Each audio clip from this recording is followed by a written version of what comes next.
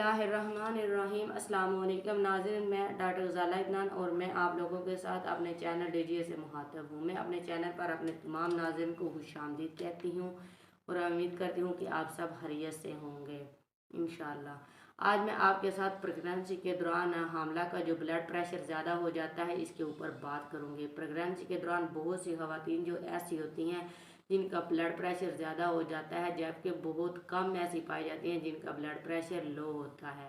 हमला तो उनका बीपी जो होता है वो हमल से पहले हाई नहीं होता, लेकिन जब है प्रेगनेंसी होती है इस दौरान उनका ब्लड प्रेशर जो होता है वो हाई हो जाता है। जबकि बहुत सी ख़वातीन का ब्लड प्रेशर लो होता है। प्रेगनेंसी के दौरान ब्लड प्रेशर का हाई होना होता है और ये ख़तरे से खाली नहीं होता। ऐसी ख़वातीन का ब्लड प्रेशर कंट्रोल नहीं होता प्रेगनेंसी में, जिनको पहले से ब्लड प्रेशर का मसला बनता है। बीपी हाई वाली ख़वातीन का बीपी स्टार्ट के दिनों में तो कंट्रोल हो जाता है, लेकिन जैसे जैसे थर्ड ट्राइमेस्टर स्टार्ट होता है, बच्चे की ग्रोथ होती है, प्लेसेंटा का साइज बढ़ता है तो बीपी अनकंट्रोल हो जाता है। आखिर के महीने में बीपी कंट्रोल नहीं होता। प्रेगनेंसी के दौरान ब्लड प्रेशर बहुत ज़्यादा हाई होने की वजह से प्लेसेंटा अनवर के फटने का खदशा जो होता है वो बढ़ जाता है। प्लेसेंटा के फटने की वजह से बच्चे के अंदर ही माँ के पेट में डेथ हो जाती है और खून का ज़िया होता है, यानी कि खून बहुत ज़्यादा बहता है, जिसकी वजह से मरीज जो होता है वो पीपीएच में चला जाता है।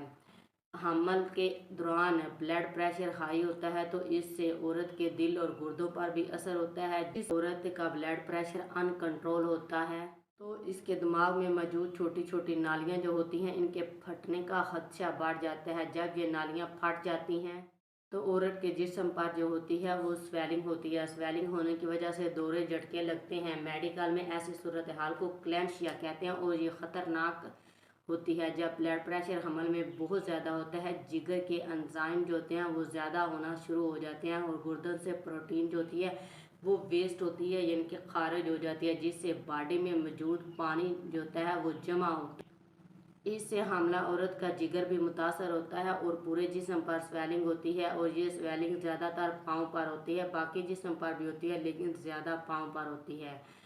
ब्लड प्रेशर हाई की वजह से बच्चे को खून की सप्लाई जो होती है वो कम होती है, जिसकी वजह से इसके नाड़ू कार्ड में सिकुड़ाव आ जाता है। जब खून की सप्लाई कम होगी नाड़ू में तो सिकुड़ाव आ जाएगा। इससे बेबी की अंदर ही डेथ हो जाती है। माँ के पेट में बेबी की ग्रोथ जो होती है वो नहीं होती, बच्चा अब नॉर्मल पैदा होता है, कम वज़न पैदा होता है। अगर आपका ब्लड प्रेशर बहुत ज़्यादा होता है तो आपको अपने डॉक्टर से ज़रूर कंसल्ट करना चाहिए। इसके मशवरे से मेडिसिन इस्तेमाल करनी चाहिए। प्रेगनेंसी के दौरान ब्लड प्रेशर हाई होता है। ब्लड प्रेशर आम रूटीन में बीपी हाई के लिए जो मेडिसिन इस्तेमाल करवाई जाती है इससे नॉर्मल नहीं होता।